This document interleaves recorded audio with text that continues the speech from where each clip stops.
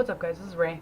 I'm just gonna set the date just for the hell of being consistent, and at least I'll know when I made this if I have to look at like the raw footage. So today is the 1st of March 2017. So obviously most people know that have been at least follow me, at least pay attention, I guess. Realize that I'm in the process of writing a book, and I'm obviously kind of in a limbo with that anyway, but I continually work on it. And there are concepts within the book that obviously reflect some of the ideas that I talk about not only on social media but on my YouTube videos, as well as how I help and assist people in my therapeutic practice. So I've been talking to some people who have been struggling with the recent transits, and they're not alone, obviously. And there's so many, and it's not that I'm not willing to talk to them. I just feel I don't want to leave anybody out. Just not having enough time to actually, sit there and listen to them and kind of, give them some constructive therapeutic advice.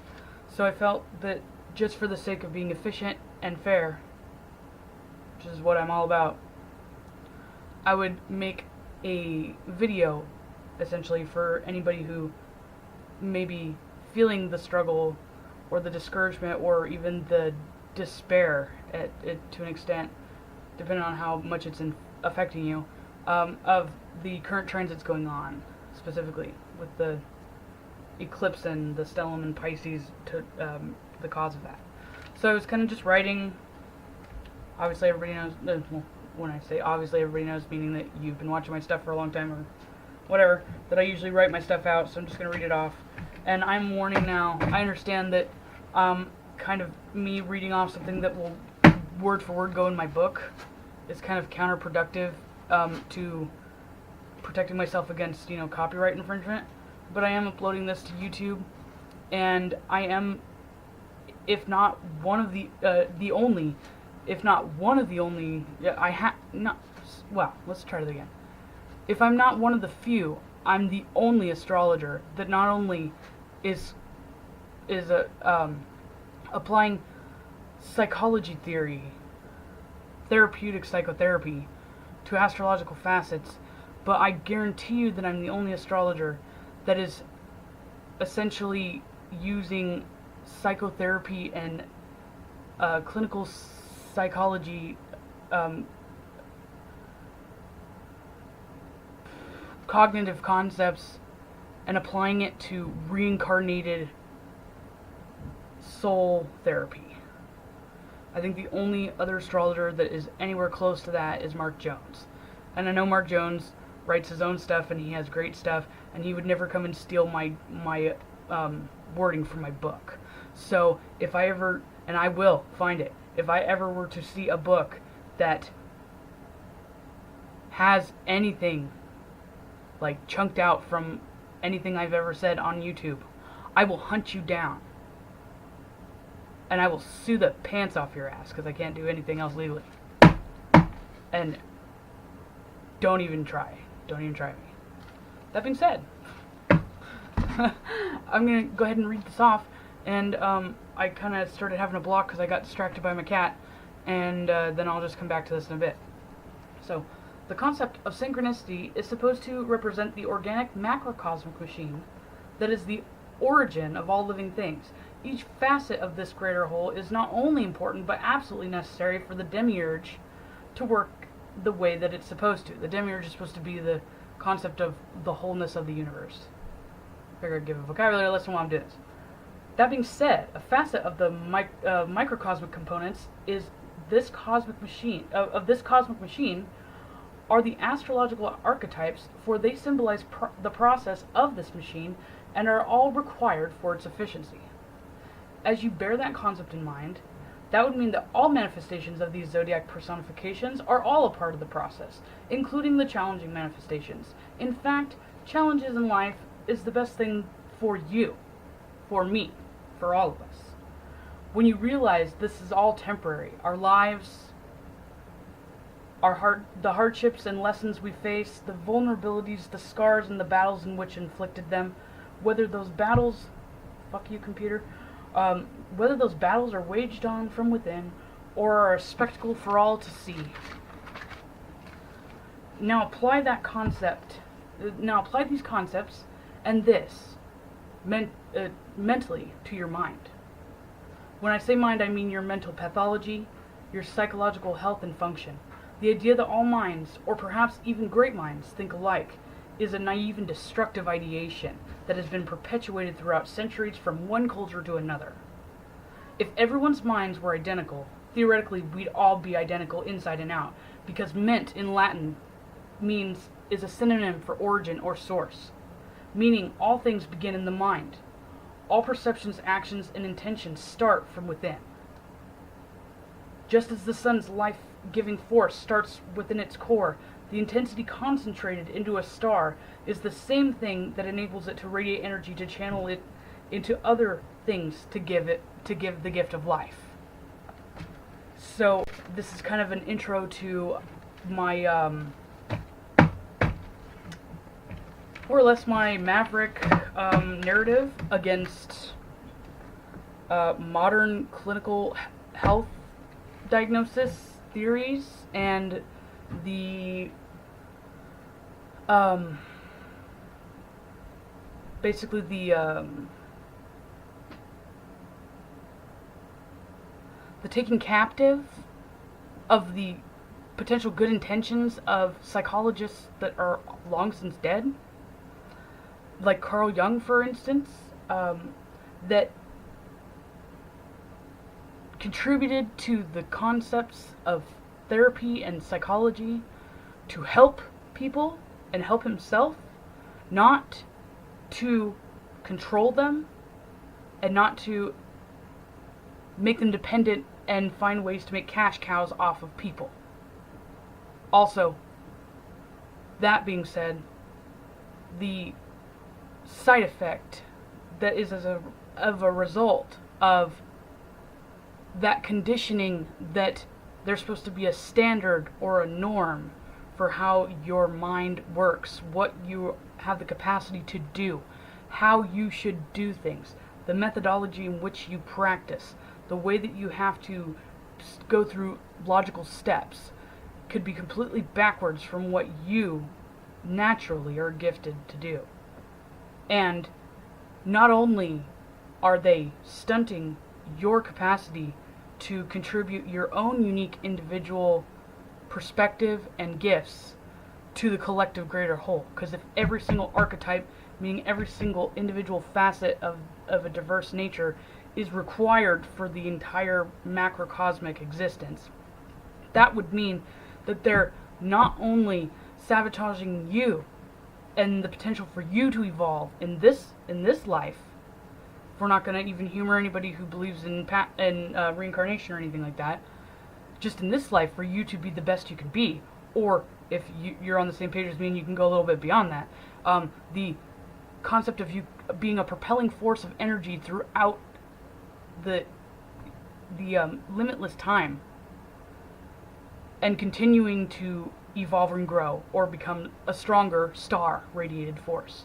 So they're sabotaging you, and as a result they're sabotaging the overall macrocosmic function of the greater whole, essentially dragging all the entire process down as a result, because they let their ego, they let this manifestation actually believe that they're godlike. And that was the whole concept of why religion was necessary. Not because they needed they wanted to control you like that, because again, that was religion being hijacked. The purpose of any kind of religious dogma was not to enslave man or to enslave his culture or his descendants, or to keep them in line per se, which is, keeping them in line is kind of what I used to think. Without the presence of acknowledging that there's something beyond the ego, meaning me, you, the physical body. The ego goes on a power trip and gets out of control because we are incarnations of animals, wild creatures that don't have the capacity to be objective and disassociate ourselves with our animalistic tendencies that are attributed to us having a physiological existence here. So, just the ideation that there's something greater or bigger than us keeps us from spiraling into our self-destructive animalistic behaviors and destroying any kind of potential good or evolution of individuation that we could aspire to. So religion, if you think of the people who more or less go off philosophies, or even if you look back to the origin of said religions, not Christianity or anything like that, just go back more to like pagan concepts or Babylonians. It had nothing to do with the gods more or less enslaving them. It had to do with them understanding that they didn't get up and make the sun rise every morning. They didn't get up and do that. So now, in the modern day and age, with the disintegration of religious dogma, which I'm torn between if I care about that or not. I only care about the side effect of not having it. Is that man thinks that he is God. And I know that seems like I'm going completely contradictory to my whole satanic philosophy, and I, again, am being a contradicting person at this point. Because I like to embrace the I'm my own God concept, meaning that I take responsibility for my actions and that I alone am the contributor to this, and that if my life goes to shit, per se, meaning that if bad, unfortunate circumstances arise in my environment, and I respond in a volatile, irrational, naive, destructive way, it is not the events that transpired that were inflicted upon me that caused my life to be the way it was. It was how I responded to the challenge of conflict and tension that is usually manifested in energy throughout your natal chart. So that's how I still attribute the whole I'm my own God concept, meaning that I take sole responsibility for my persons. I also take sole responsibility for the fact that I'm allowed to be an individual. I'm allowed to think the way I want to think. I do understand and I embrace that I'm different. And I want everybody else to do the same. And I don't want people to be enslaved by the people or the monsters that disguise themselves as people, that continue to perpetuate this ideation that their offspring or people that they are in niches with can then take the reins and continue to control everyone, and they can benefit from that. So that being said, the epidemic that is the mental health establishment and the medical industry in general, I'm very disgusted by it, and I'm very against. And the one that I'm specifically against more than anything, because modern medicine I can understand. I can understand severe immediate intervention and breakthroughs through modern medicine for like antibiotics and penicillin and things like that. So, like polio shots. But it went too far. And it went too far not because the pendulum swung too far that way. Because yes, that is the way that physics works. And Newton's cradle works. And I understand that. But the pendulum is supposed to come back. The pendulum isn't supposed to stay over there. Somebody grabbed it when it went that far and kept it there. And that is the metaphor for us spiraling down into thinking that there's a pill for everything. And also thinking that because you are a unique individual, some people are more charismatic or distinctive in their uniqueness than others because they're more exertive instead of introverted or whatever. They're just their unique qualities stand out substantially, like mine. I, throughout my life, have been told that I have mental illnesses. And I do agree that some facets of my manifestation, my personality, my archetype is self-destructive because we have the capacity to be constructive or destructive. It depends on the balance and how we take on challenges, how we deal with it, and how we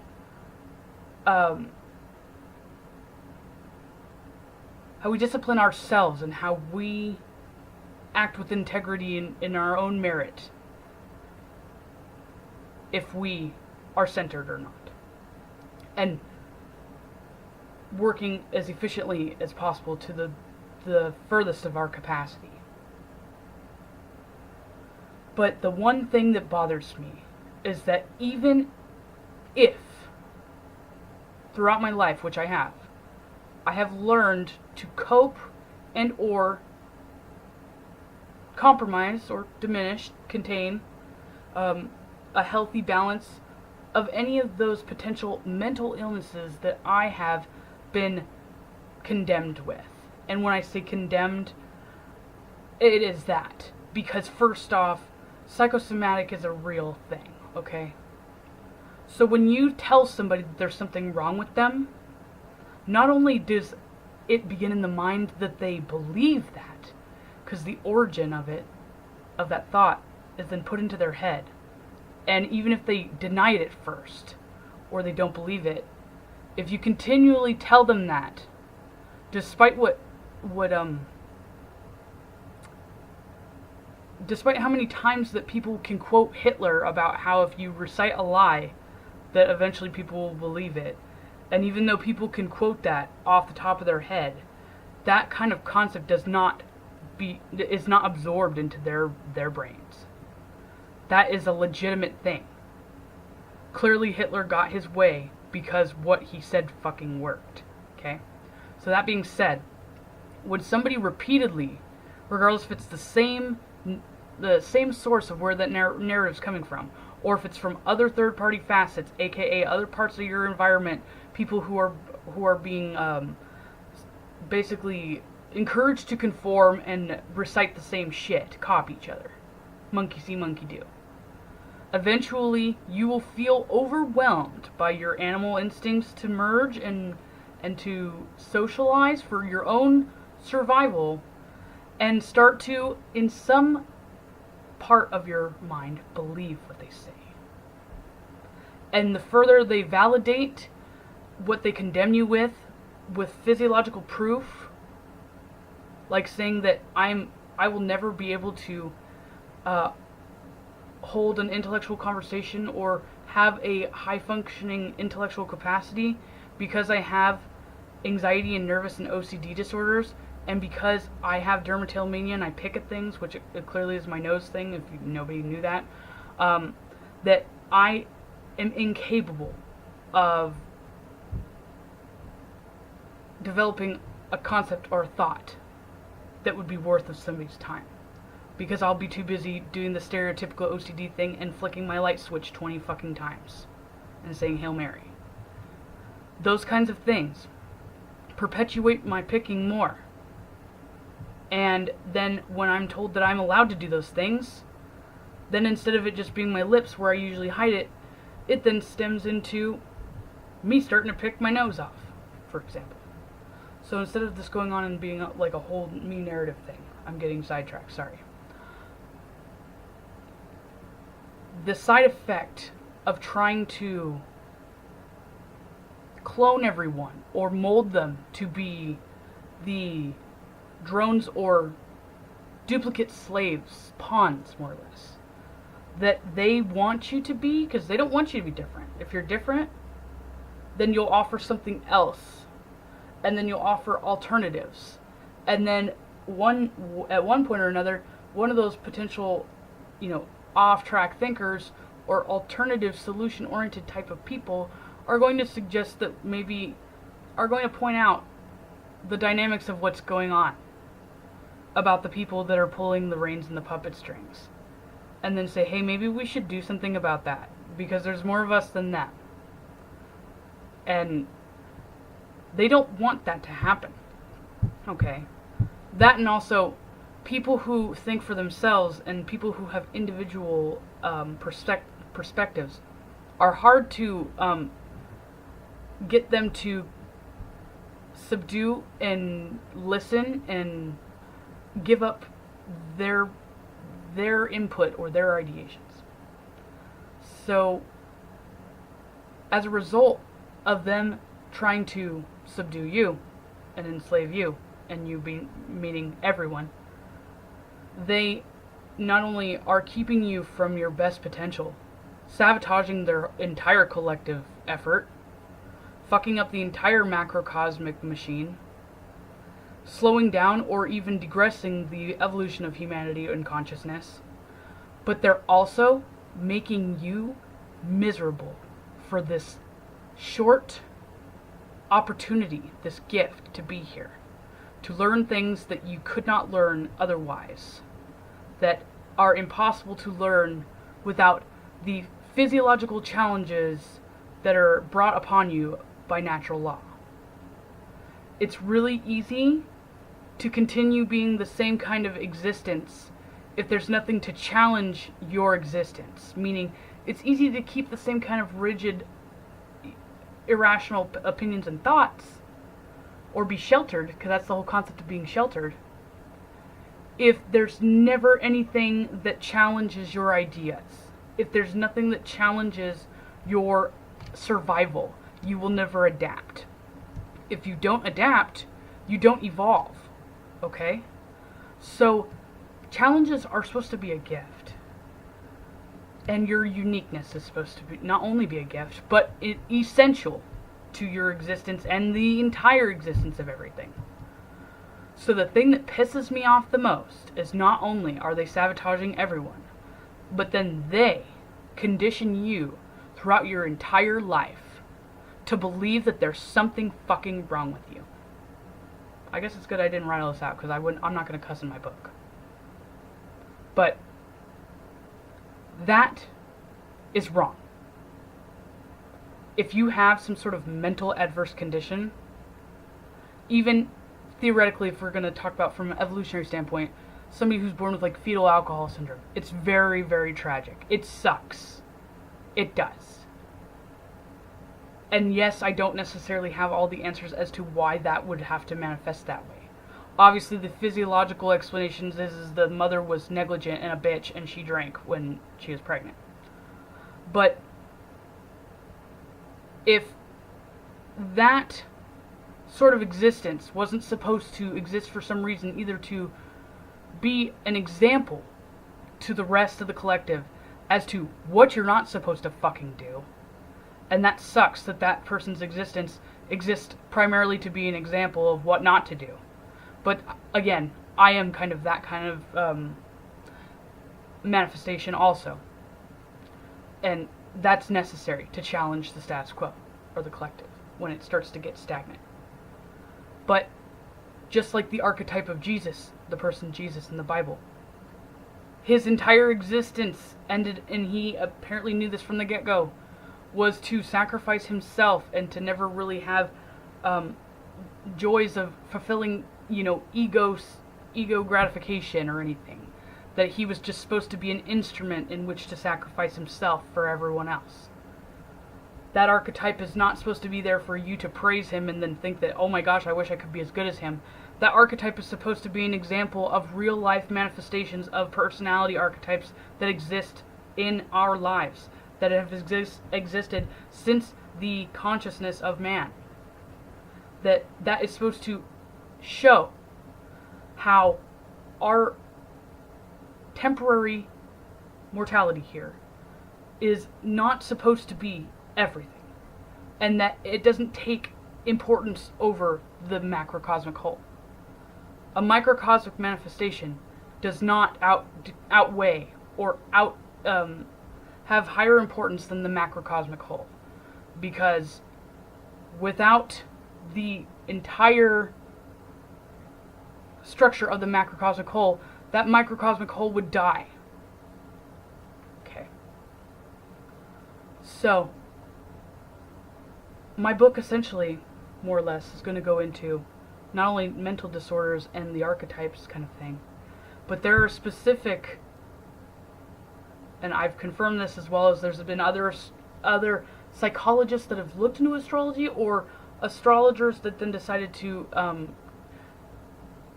pursue psychology kind of studies and degrees, that there are predispositioned mental or emotional or behavior disorders, characteristics, archetypes, that are attributed to specific zodiac signs. It has been proven time and time again. Just as spring obviously in my hemisphere, is always going to be around Aries time, even as the precession goes on, and then Taurus becomes spring. It'll still be, in retrospect to my perspective, my biological clock, will still think that spring is around Aries and Taurus time. That characteristic, that spring is always associated with Aries and Taurus, will never change. Just as Virgo or Gemini having nervous or anxiety issues, that will never change. That is a characteristic defined by that archetype. And that archetype exists to have nervous energy or to be mentally erratic, to stimulate the stagnant mentalities of other signs that do not have that overactive mental state. That is an example.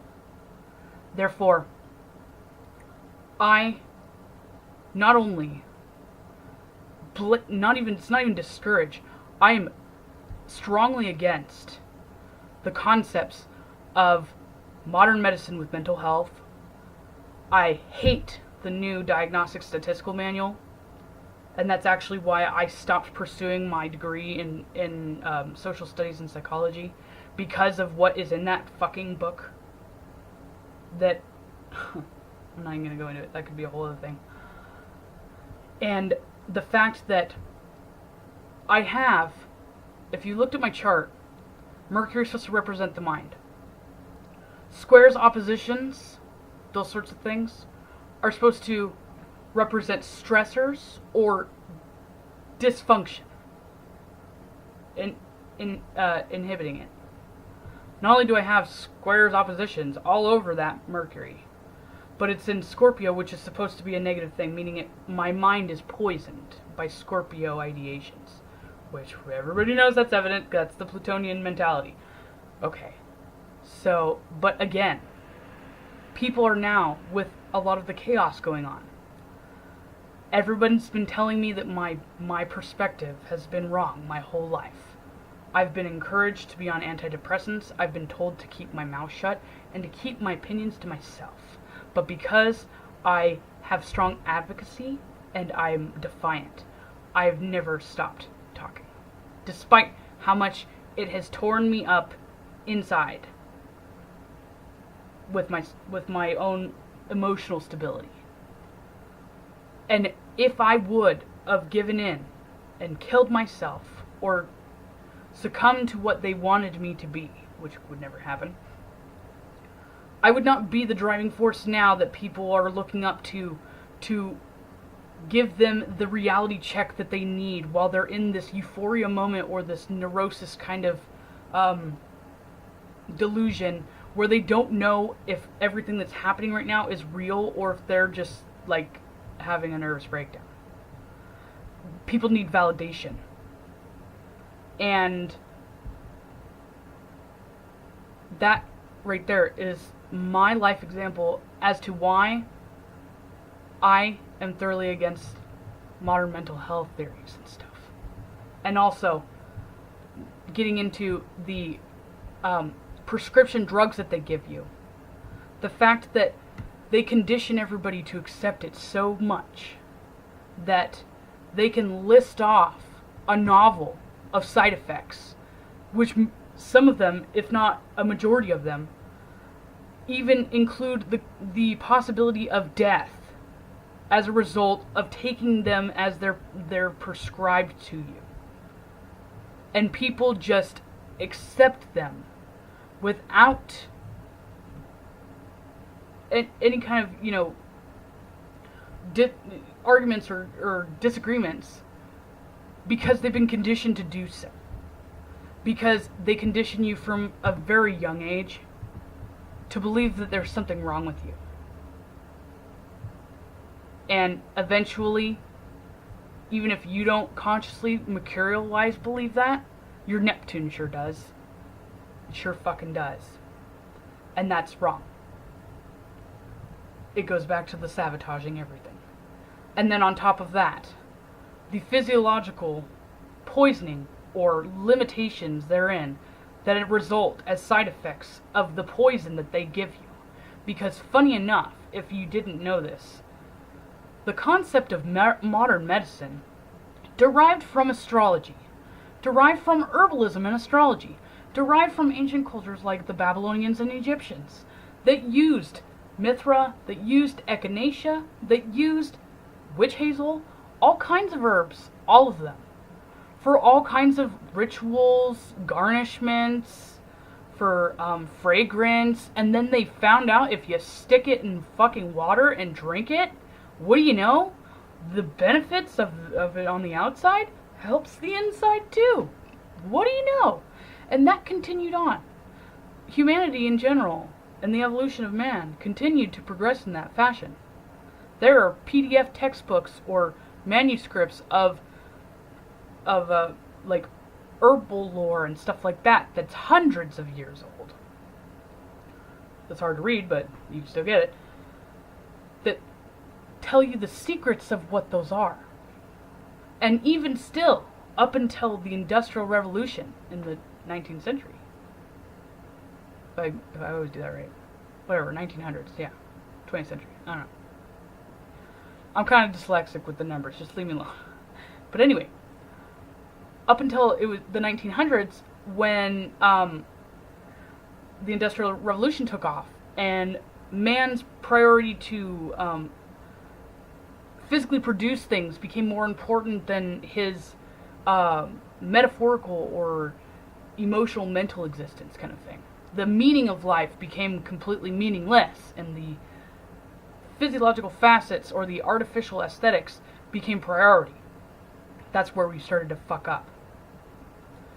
And then, as people who had good intentions, because that's the path to hell that's always paved that way, that were attempting to cure people, make people well, like I do, like Nostradamus did, like Socrates, like Hippocrates did, like Aristotle, that just felt passion and the sense of purpose to not only heal themselves, but to heal other people around them. And they took satisfaction in making that their life mission to do so, because that was the gift they were given. They took their talents, their gifts, their knowledge that they wanted to share with everyone to continue on evolving that process and perfecting its potential benefits, to then letting the little microcosmic things outweigh the macrocosmic whole by law of man, specifically with herbalism and homeopathic stuff. They would still all be made from actual plants and herbs.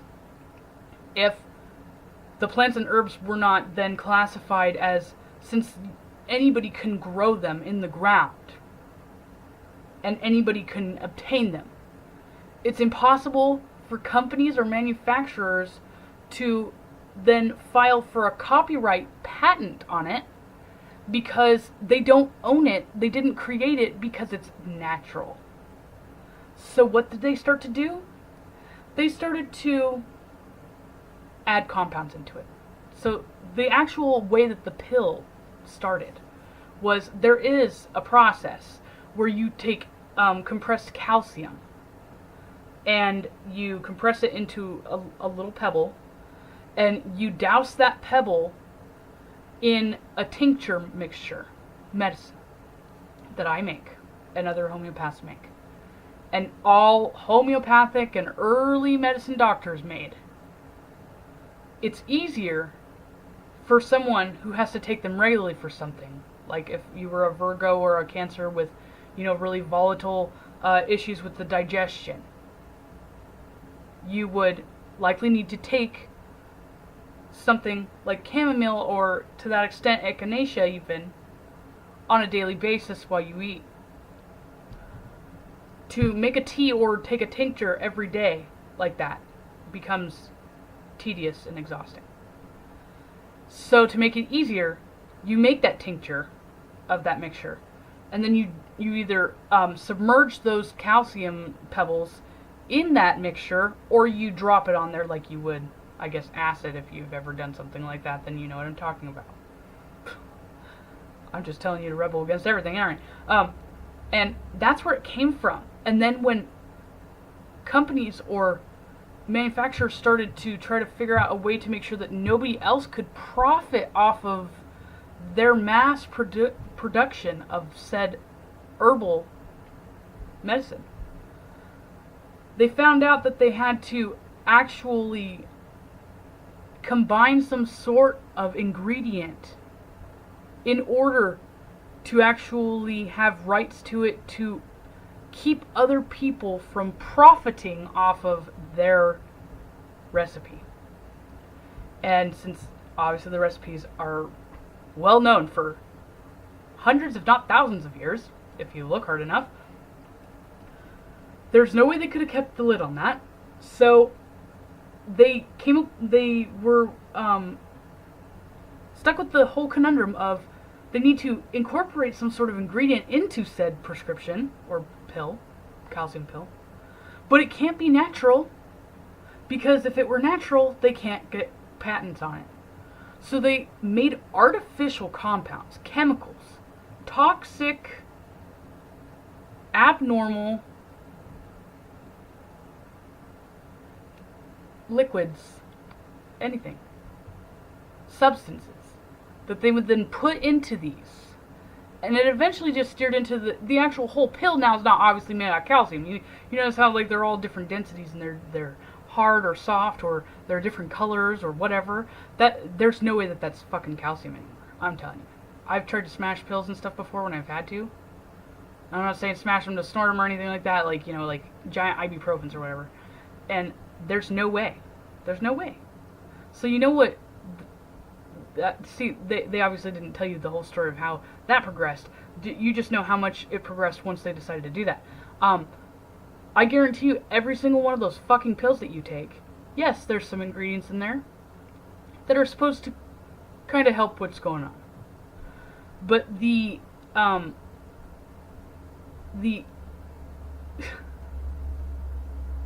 contents in which that are toxic to you, meaning anything artificial that's not natural, will then have negative repercussions to your health.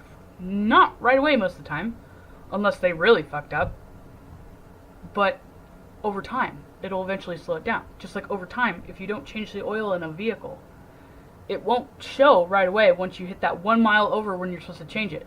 But over time, if you continue to neglect it and continue to let the same oil be in there, it will not only start to surface some sort of audible or physical sensing of abnormalities within its function, but eventually when it has had enough and it's had enough damage, you're going to find out that that oil sludged everywhere and fucked up multiple areas of your motor. And that's the manifestation of cancer, heart disease, those sorts of things in modern day. Especially cancer. You notice that the more that modern amenities are developed, the more different types of cancer start to emerge. And not only that, but the more aggressive, and they are more onset earlier in life as opposed to later. Cancer is essentially free radical cells in the body, which even if you live a life without having all those artificial things in them, depending on like stressors in your life and the balance of between your mind, body, and soul, or just we'll just keep mind and body in mind, could depend on if you actually trigger or make yourself develop cancerous radical cells within you because of you harboring toxic energy, which toxic, regardless if it's physiological or mental or some sort of spiritual energy, more or less, quantum physics kind of energy, things that you can read with an EMF detector, more that sort of thing. Regardless of that, if it's toxic, and it has toxic effects on whatever it exposes itself to. So that being said, I hope that when Jupiter was in Virgo, when there's supposed to be this huge surge or inspiration for this awakening time with other aspects going on, that people are going to realize that they should go back to more simpler, organic, natural things, being self-sufficient, understanding that the collective sociological monster machine that is the Pluto and Capricorn, more or less, manifestation right now, trying to subdue everyone, and in the process we're now experiencing the repercussions of the downward spiral and de-evolution of humanity. And everybody thinks that they want to blame exterior influences on this. There has been ice ages before on this earth. If you read a lot of old ancient folklore and mythology, they describe their hells, their heavens, their 7 layers of the earth. They describe them exactly as if you were to witness some sort of disastrous weather phenomenons or some sort of cataclysmic events, volcanoes, that sort of thing. They describe those scenarios, those places, exactly as you would see them if you were present when the catastrophic event's going on. Just because they name it hell or they name it something else does not mean that that necessarily is a fictitious place. Okay? So, if before there was even modern inventions of structures and shelters and all this fancy shit that we have, and they were able to survive and thrive, that would mean that we can't blame exterior environmental factors as to why everything's going to hell. And so if we can't blame that, then who do we blame? We can't blame God because nobody believes in God anymore. And nobody wants to blame themselves. And then people are conditioned to not point fingers at each other, because then everybody's going to find out what's really going on. So I'm going to brain fart now. You know what? It's Mercury in Pisces. Give me a break. I'm done. I'll pick this up another time.